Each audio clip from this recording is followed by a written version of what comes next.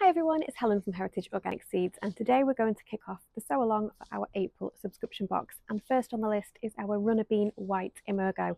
White Emergo is a traditional variety of runner bean with beautiful white flowers, and the white flowered varieties are actually known to be less susceptible to bird damage, which is amazing. So this runner bean produces lots of delicious white beans, and they're often used as a substitute for butter beans. So we've got like a double whammy there, really versatile runner bean to grow in your garden. So let's get sowing. So you can start your runner bean seeds off in either deep modules or in 9cm pots. So this is your kind of 9cm pot, which you can see is nice and deep there, and it means it is 9cm across the top there. Or you can use deep modules.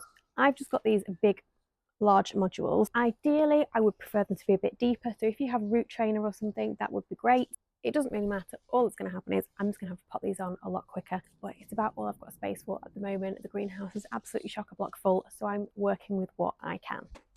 So runner beans are nice and easy because they're nice large seeds. So if we look carefully, you can just see a little scar. So it's kind of got a little concave edge there, and on that concave you can just see a little kind of scar or an eye, and we're just going to pop the little scar facing down into the soil. We're going to sow one seed per cell if you're using the pots, so one seed per pot. Really easy. You want to sow your seeds about 5cm deep if you can.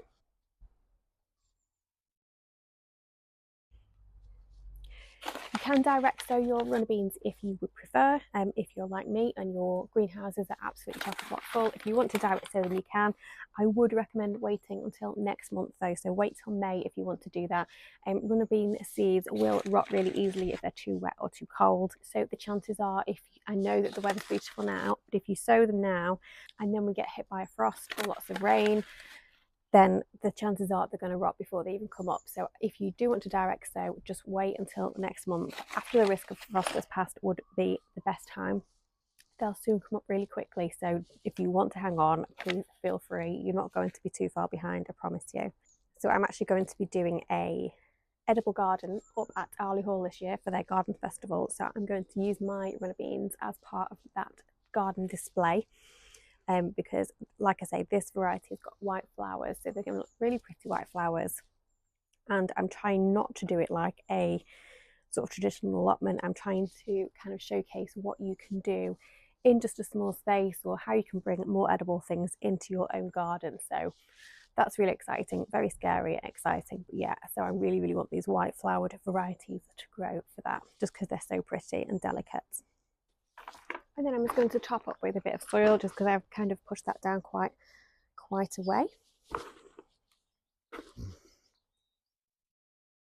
So don't overthink the depth too much. Just try and get them relatively deep, like I say, about 5cm. If it's a bit less than that, don't worry at all. They'll still germinate.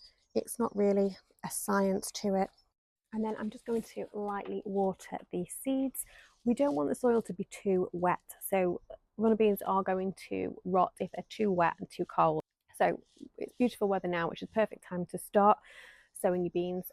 But yeah, keep the soil moist, but not dripping wet.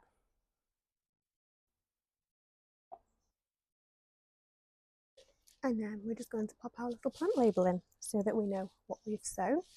Always a good idea to pop the date on as well, so that you can refer back to that. I'm just going to pop this in the greenhouse and keep it in there, like I say, for the next sort of week and a half. The forecast is really good, lots of sun, so I think they're going to be absolutely fine in the greenhouse. If there is a frost or anything, I'll probably just cover them up with a layer of fleece just to keep them nicely tucked in.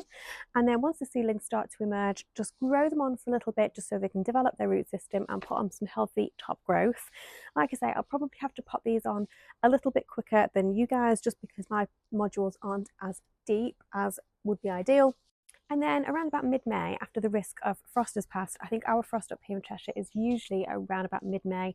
I think we were a bit earlier last year, but I have seen frosts on sort of the 15th, 16th of May before, so I tend to go with that time of year is the last frost up here. So after the frost have passed, I'll then look to transplant these out into their final growing positions on the allotment, and we'll be spacing them out about 15cm apart.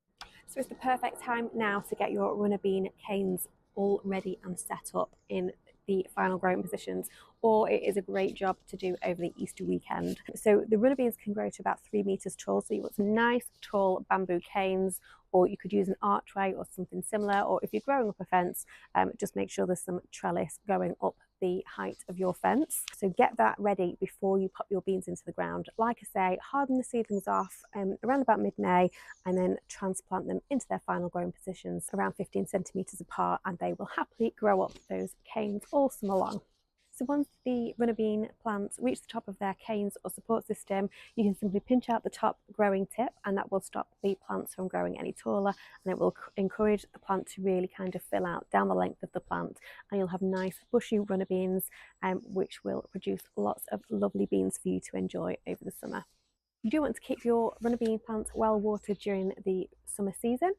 Keep the area weed free as well as much as you can, but really do make sure that they are kept well watered, particularly in dry spells. The roots will kind of go down quite deep looking for water, but it's always a good idea just to give them a little helping hand, particularly in dry spells. So your runner beans will be ready to harvest from around midsummer onwards. So if you want to enjoy your runner beans as fresh beans, then simply pick the pods before the beans start to swell inside, and then you want to keep picking those all throughout the summer so that it'll encourage the plant to keep growing more. And if you want to harvest your runner beans as butter beans, simply leave them as they are, leave them on the plant, and then what will happen is the beans will develop inside the pods. You will notice them start to swell. Leave them as they are and allow those pods to dry on the plant before you harvest them sort of towards the end of the summer.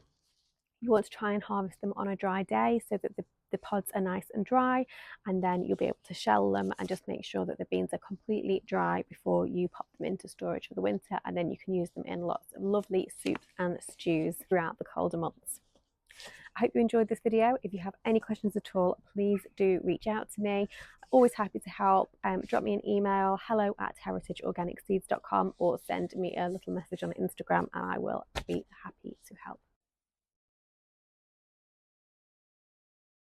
And if you don't have a greenhouse and you don't want to direct sow, just try sowing a few seeds with a little seed tray and keep that inside. It's really not rocket science. Just have a go, see what works for you, what you prefer.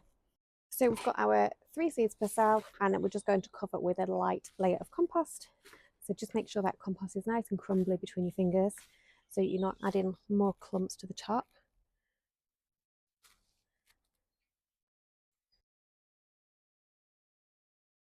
The general rule for covering your seeds is to cover the seeds at least as deep as the seed is wide, if that makes sense. So the beetroot seeds are quite thick, so I'd maybe say about 1/2 centimetre of soil on the top if you're not sure.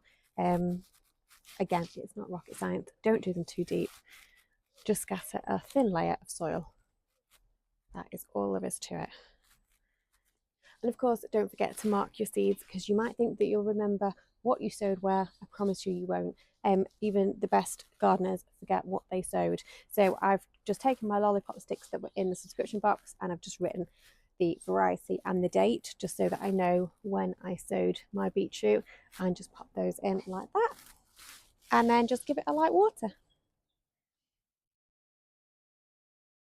So your beetroot needs temperatures of around 8 degrees Celsius to germinate, so not too high. So I'm just going to keep this module tray in my greenhouse at home, where I'll get lots of sunshine during the day, and that should be fine just to get those going. And we're just going to grow them on for a little bit, and then when the seedlings are large enough to handle, we're just going to take those out of each individual cell, just pop the cell out, and then transplant that whole cell into the ground about 10 centimeters apart. So hopefully, if the weather stays like this, it's not going to be too long before these go into the ground. And then again, that's just going to free up so much space as the weather warms up. Do make sure that you harden off your seedlings before they go into the ground. We recommend that for any seed that's been grown either inside or in the greenhouse. Hardening off will just help them acclimatise to the new growing conditions, and it just means that we're going to take them outside in the morning, pop them back inside or in the greenhouse in the evening. Do that for a few days, maybe around about a week if you can, and they'll just get used to the different kind of temperatures during the day. They'll get used to wind. They're just going to get used to the elements in general, and it just helps to prevent them going into any kind of shock when you do plant them into their final growing positions. Once they're in their final position, we're just going to keep the area weed free and keep our beetroot bulbs well watered over the summer.